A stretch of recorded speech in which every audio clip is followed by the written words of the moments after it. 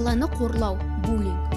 Қорлайтын сипаттағы екі және одан да көбірек іс-әрекеттер, қудалау, қорқыту, оның ішінде қандай да бір іс-әрекетті жасауға немесе жасаудан бас тартуға мәжбүрлеуге бағытталған. Сондай-ақ бұқаралық ақпарат құралдарын, әлеуметтік желілерді, телекоммуникацияларды көпшілік алдында пайдалана отырып жасалған жүйелі іс-әрекеттер. Буллингте әрқашан үш тарап болады: агрессор, буллер, буллингті бастаушы. Бұған ізбасарларын, көшбасшы идеяларын қабылдайтындарды жатқызуға болады. Құрбан. Буллерлердің құрбандарына тән қасиеттер жоқ. Кез келген адам құрбан болуы мүмкін. Бақылаушы. Араласпайтын, қорлауға тек сырттан бақылап отыратын адам. Агрессор нені қалайды? Буллинг бұл артықшылық пен биліктің көрінісі. Көбінесе қорқыту агрессорға өз күшін, билігін растау үшін қажет болады.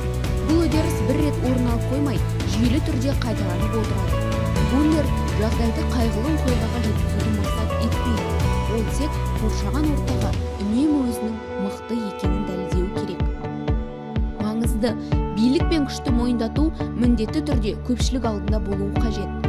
Ұлттық қоғамдық денсаулық сақтау орталығының мәліметі бойынша, мектепте 11-13 жас аралығындағы әрбір 5 жасөспірім, сондай-ақ 15 жастағы 15 жасөспірім кем дегенде бір рет буллингке ұшыраған. Буллинг құрбаны кез келген адам болуы мүмкін. Көп нәрсе сыныптағы микроклиматқа байланысты. Көбінесе буллинг келесі себептерге байланысты орын алады: ерекше сырт келбет, тыртықтар, артық салмақ, қисық тістер, қарапайымдылық, тұйықтық, аз сөйлейтіндік, олпы-солпы сыртқы түр.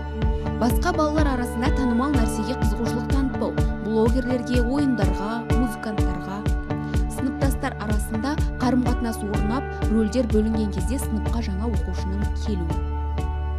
Буллингтің екі қорқынышты салдары: өзін-өзі төмен бағалау, біреуге сену мәселесі, өз агрессиясын жеңе алмау, мазасыздық, денсаулыққа байланысты мәселелер, есте сақтау қабілетінің нашарлауы, бас ауруы, тәбеттің және асқазан ішек жолдарының бұзылуы.